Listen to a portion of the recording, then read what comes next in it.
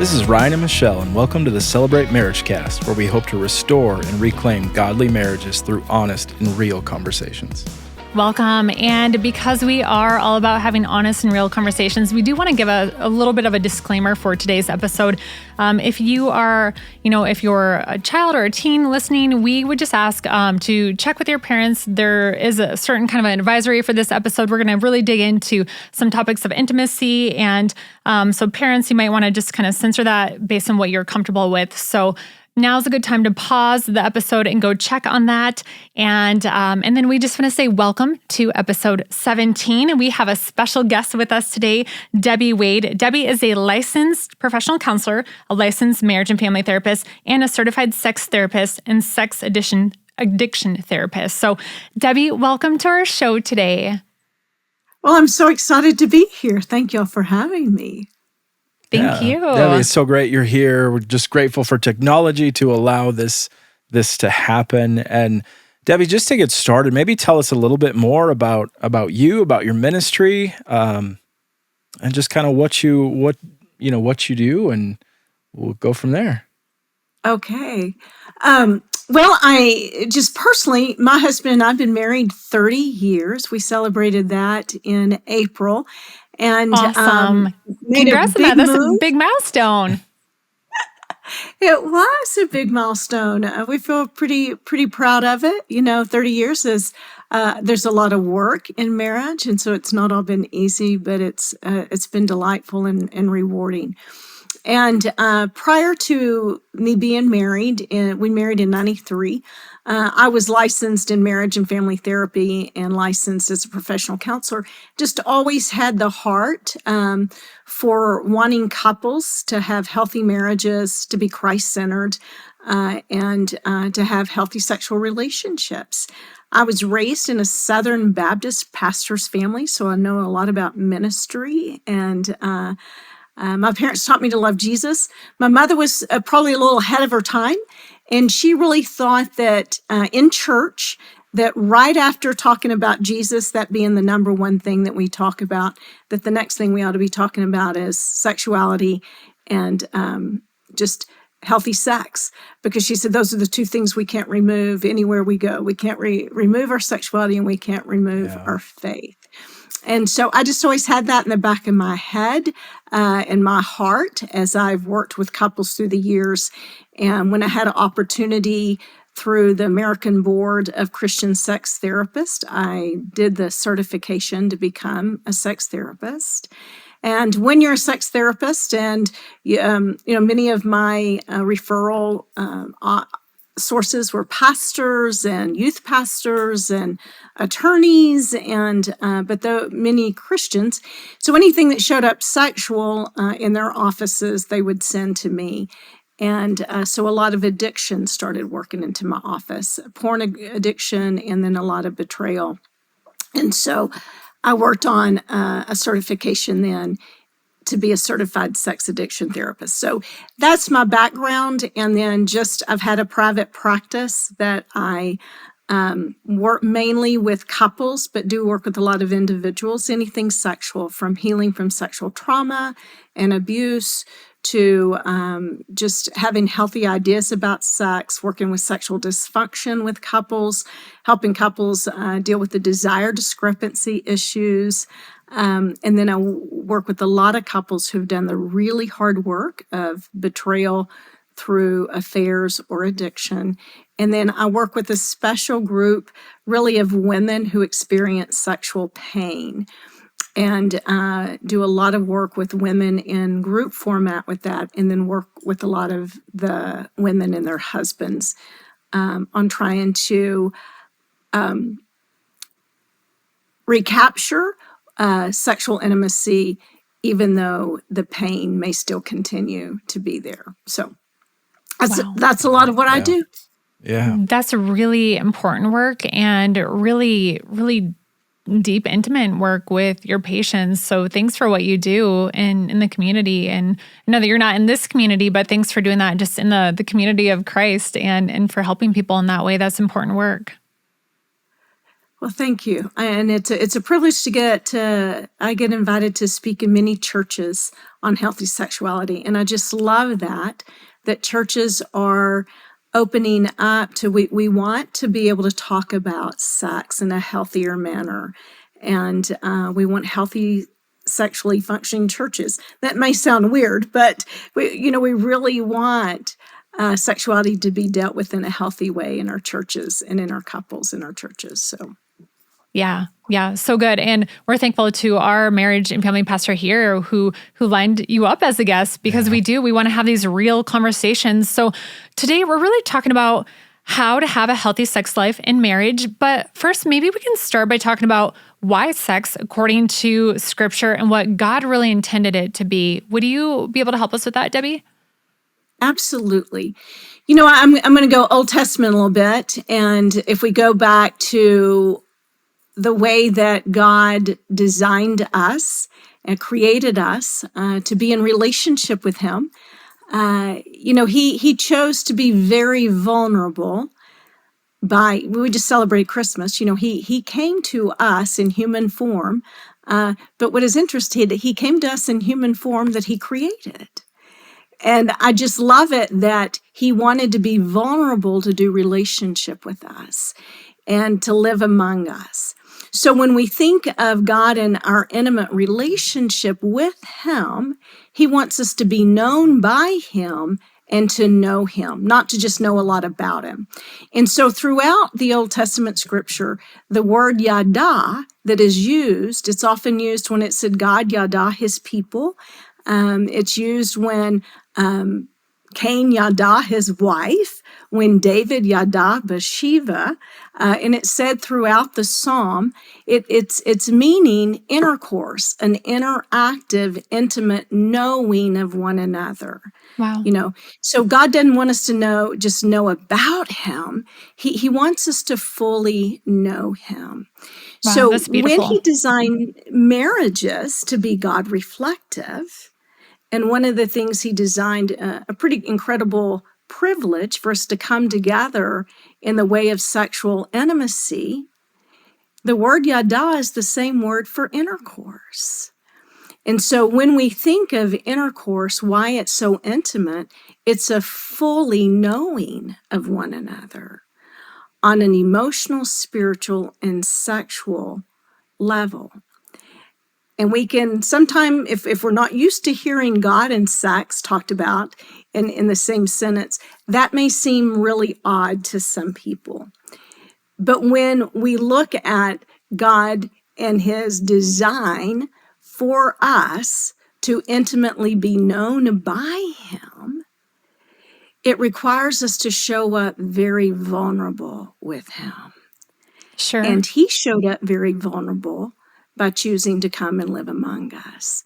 And so we are really to exemplify that vulnerability in marital sex with one another in our marriages. That is a really beautiful description of it. That was really good. Yeah. I mean, I think there's something that there's such a difference between the physical act of sex and like true intimacy. Sure. Yes. I don't know. Maybe you talk a little bit about that. Of just it's not just physical. There is a deeper connection. Right. I'm glad you bring that up, because a lot of times when we think of sex, we just think of intercourse and we're like, well, how's that supposed to be intimate? But when we look at how God designed our bodies physically, how they mold together, how they come together, I'm even going to risk saying, if we look at the vulnerability of a woman, that she must open herself up to her husband, and he literally penetrates her. And that's how God wants us to open ourselves up to Him, and His word be penetrative in our lives.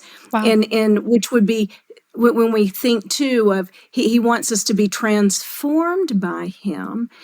There is something in our sexual relationship beyond the physical, that it really should be transforming for us in our lives. Wow. One of the things I think is fascinating with what we're able to do through science and medical exploration and all is they've even able to recognize that oxytocin, which is the bonding hormone, that it is released in excess in orgasm, like 500% for men when he's with his spouse. And that's a bonding hormone. It's what makes us feel bonded together. And then here's what I think is fascinating too for us as women. Our oxytocin can also increase in excess with kind words and touch and hugs. And so when we come together as a couple in that emotional listening to one another, I want to be known by you emotionally as well as known by you sexually. That there really is transformational work going on in that bonding with one another. That's It so truly good. is a mind, body, and spirit connection. Yeah. That's really good. Yeah. So how do you make that? I'm just thinking here of that shift, because I think a lot of guys probably see this as a physical act. Sure. Yeah. And like, how do you make that? It's something that we've come to realize that it truly is a gift, and it's a very intimate moment. We had talked on a previous episode of this connection between spiritual intimacy and physical intimacy, Yeah. and how important those two are linked. But Right. how, maybe, if there's a guy listening and it's strictly been a physical act, how do you start making that shift? Wow. Good question. Do we have 3 hours? And I was going to say, Ryan added that question too. So thanks, Debbie, for rolling with us Yeah. here. That is a good question. No, it is a good question. And I wish it was something that we could absolutely just learn overnight. But I think part of it is being open to God certainly wants us to experience the arousal and all the wonderful sensations that he designed us with. He wants it to be erotic and exciting, arousing. He designed our bodies to respond in that way. But that's not just what he wants us to experience. He really wants us to experience that emotional connection, that deep longing of being known and wanting to know our spouse. And so I think one of the first places is just, can I have a willingness? And I would just support everybody individually ask that. If I've seen sex as just an act, just physically, can I open myself up to seeing it as being something of intertwined with not just a physical connection, but a spiritual connection and an emotional connection? And Sure. what would keep me from that if I'm afraid of that, which I do believe we are often afraid of intimacy. Sure. It's making yourself vulnerable. Yeah, it does require us to be vulnerable. And I do believe, so I'm going to go to the spiritual piece again, because I think that we can't talk really about sexuality without talking about spirituality.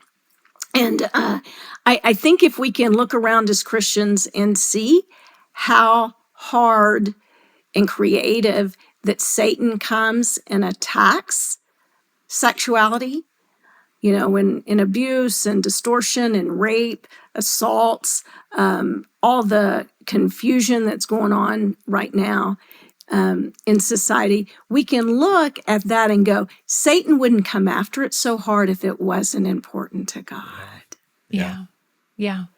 That's really great And response. that God wants us to experience the emotional and spiritual connection in sex and not just the physical. So a good question to start with would be, what would keep me from wanting to be vulnerable with the spiritual and emotional side of sex. Yeah, that's really good.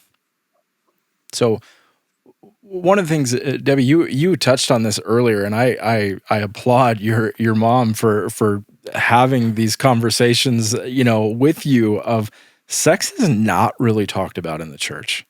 It's given to us as this gift by God, but it's quite, I don't know, maybe that's one of the reasons why there's a lot of confusion, a lot of unhealthy marriages and relationships. Is it just the fact that it's embarrassing, or is there something taboo about it that we just have this difficulty talking about it? Well, that's such a good question. And I think those are all answers, some of the answers. If we think about, the true, deep, sacred part of sex, it is very private, and we already spoke that it requires so much vulnerability in dealing with our sexuality. But if something's not modeled for us to talk about in a healthy way, it's not like we marry and all of a sudden we're able to talk about it.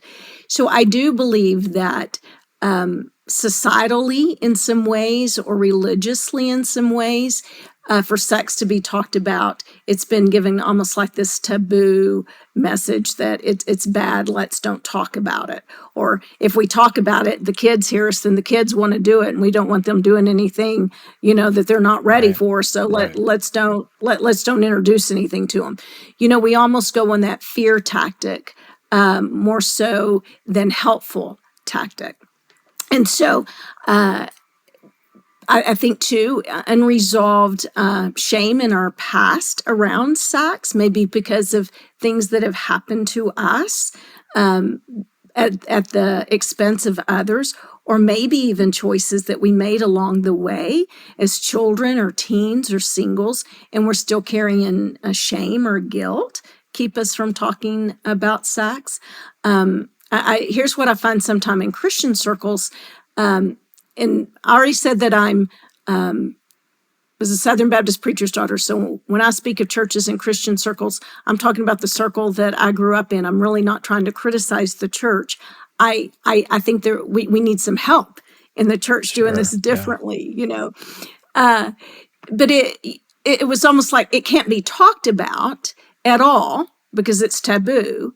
To then, when we can talk about it, we're just going to tell children or teens and singles what they can't do, and then we almost put this undue responsibility on females of, you're going to have to be the one to set the boundaries and be the gatekeeper, because all those bad boys are going to want to do is come after you sexually. So we set males almost up to be like vile or something, because all they want is sex. And that we women or females, it's our responsibility to be the gatekeeper and say no, Sure. and don't do this and don't do that and don't let it go this far. And so the only way we're really talking about it is in the don'ts.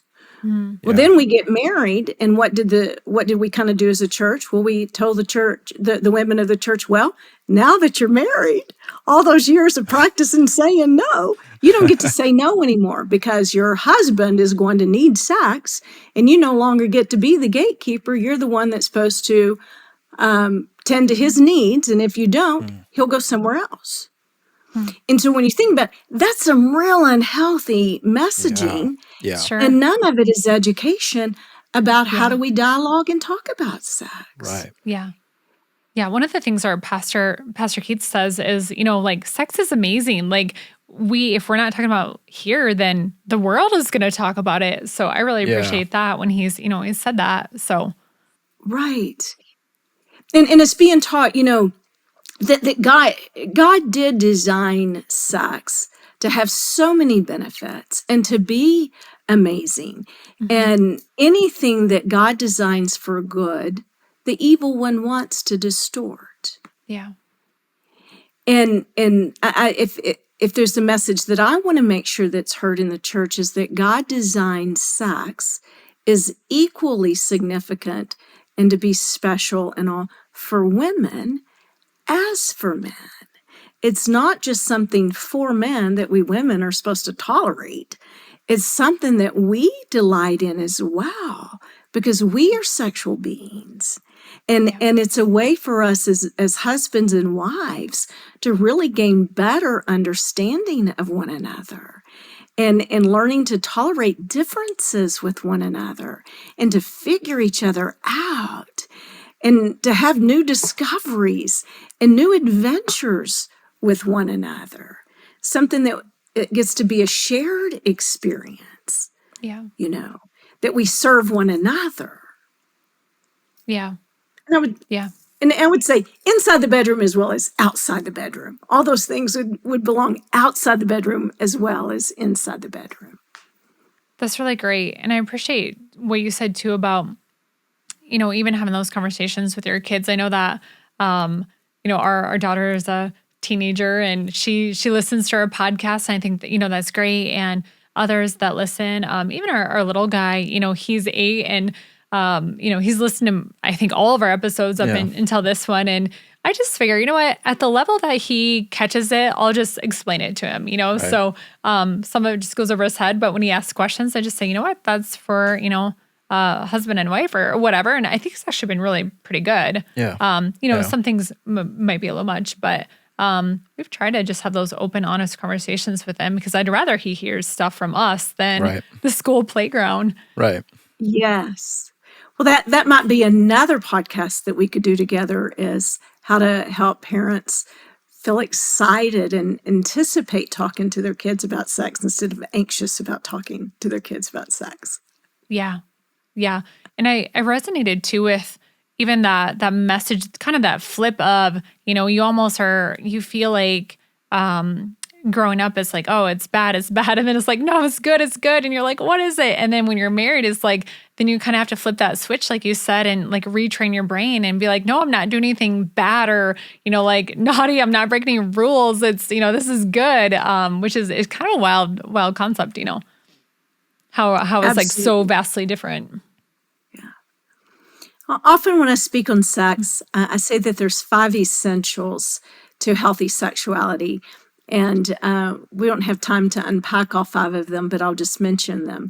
That for us to have that healthy, intimate sexual relationship with our spouse is that we've got to be liberated. And what I mean in that is we need to be liberated from either, as I said, those wounds of trauma or guilt or shame, anything in our past that causes us to feel that we can't show up, that even if we have abuse or we've crossed boundaries or we really struggled or felt like we sinned in our sexuality, of being able to embrace Christ's efficient way of offering us forgiveness. And knowing that is our past, and that he wants us. Christ is the one that said, I came so that you could live life to the full. And since God is the designer of sex, he would want us to live it to the full, so that we need to be liberated. And then we need to be educated. Ryan, you asked a good question earlier, like how do men begin, or what it's like, well, one, listen to good podcasts on sexuality. There's some really great books out there on helping us reclaim healthy ideas about sex, when many of our ideas have been really distorted, either by worldly standards or sometime out of religious standards. And so we really need to be educated, like educated on our bodies and educated on the differences between men and women, educated about our sexual responses, educated about how buildup and arousal is so important for sexual engaging, but how important that intimate emotional connection is for the sexual connection, that they're intertwined, but we need to educate ourselves. And then I think we need to look at sexuality in a way that's elevated. And I don't mean, in marriage, it's elevated to the most significant thing. I don't mean it like that. I mean, we need to elevate it like God elevated our sexuality to a sacred, a holy connection. Elevate it versus how the world sees sex. The world just sees sex as do what you want. If it feels good, do it. Do it with whoever you want. And to be sex positive, you have to say there's no boundaries, which that causes a lot of damage. And so we need to elevate how we see sexuality above how the world sees it. And then I think couples need to learn how to cultivate it in their relationship. How do we cultivate one another sexually? And, it's like anything else that has to be cultivated, like a garden, or a nice yard. You can't just plant a bunch of natural seeds, throw it in the natural dirt, expect the natural rain to come down and the natural sun to shine on it, and it's naturally just going to blossom and grow. Right. Yes, it's natural to be sexual, but we have to work at it and cultivate it with one another. And then I think our sexual connection and our sexuality, male and female, it's got to be celebrated. And making time for it to be celebrated, carving out time to be intimate. And I often sit with couples and I listen to their schedules and what all they do. And I look at them and say, if you only spend as much time in energy at your job as you do toward your intimacy, would you have a job? Yeah. And most people go, no. But we expect our sexual intimacy to grow and thrive without cultivating it, or celebrating it. And that takes time and energy. So I'll give those 5 again: liberated, educated, elevated, cultivated, and celebrated. I was paying attention in case I needed to repeat those. So I felt like I was preparing for a pop quiz. Thanks for giving us the answers again. Liberate, educate, elevate, cultivate, celebrate. Did I get it? Yes. Yeah, Yes. Those are so good. Yeah. Those are great. Debbie, what might be some starting points for us to have these conversations and to move towards having a healthy sex life that honors God and our spouse? What are some first steps for couples to take? Great question, because I think most couples go where we don't even know how to start with that.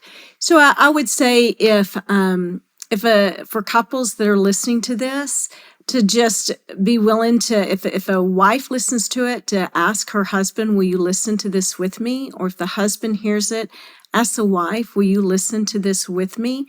I think a starting point would be being able to say, I desire deeper intimacy with you on an emotional, sexual, and spiritual level. And I don't know if we know how to get there by ourselves. So could we listen to this additional podcast, or could we read a book together? And if I can, Michelle, what I'll do after this, I can send you a list of resource of books that if y'all have a way to post that, so that you have some good resources. But there's so many great books. And I get couples to read out loud together so they get used to saying words and body parts together. And I sometimes ask couples, if they're feet people, if they can stand to rub each other's feet. My husband and I have read many books this way. Whoever's reading gets the foot rub. Whoever's reading out loud gets a foot rub. And then that's you so fun. switch chapter. Yeah. And you Or if switch you're not a foot chapter. person, it could be a back rub or whatever, right? Could be a back rub, hand rub, arm rub, Yeah. shoulder rub.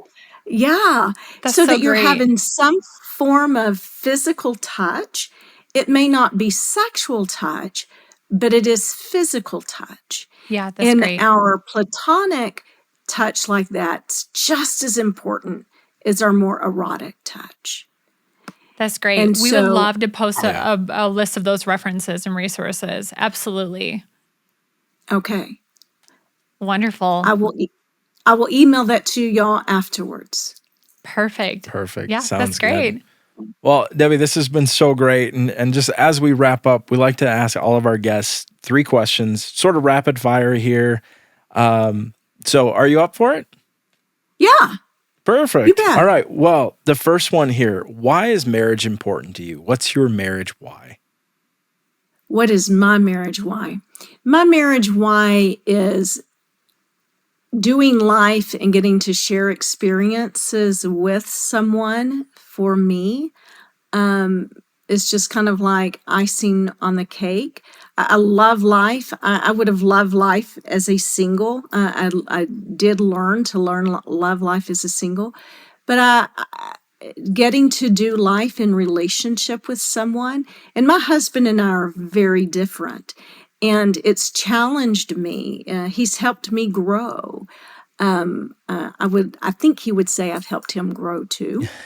Uh, but in that doing relationship, it helps me to be less selfish. It helps me to be more other centered.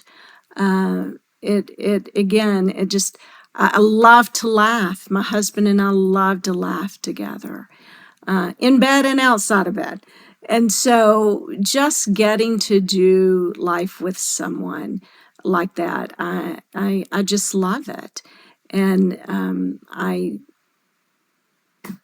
the we part, I guess, would be the answer to the why part, is Yeah. I love the we part. That's so good. Yeah. So good. Debbie, best date night. Well, that's kind of vulnerable because it was intimate, but I surprised my husband with a limo ride one time. And I'd always, something he'd always wanted to do, because other than our wedding night, that was the only time that we'd really been in a limo together. So later for his 40th birthday, I surprised him with a limo ride. That's cool. Awesome. How Awesome. fun. And And as I then, said that as his 40th, that's been a while. We are now 62 and 61. It sounds like I need to come up with another really fun night. Another limo night or something. right. Yeah. Right. I was going to say, it's okay. You don't have to say how long ago it was, but then you also said you've been married for 30 years, which would make you guys getting married at 10. So I suppose maybe that wouldn't be quite right either. So a few years back. Yeah. And just lastly, Debbie, after 30 years, what's bringing you joy in your marriage right now? Oh, wow. Again, those things that I mentioned earlier. Learning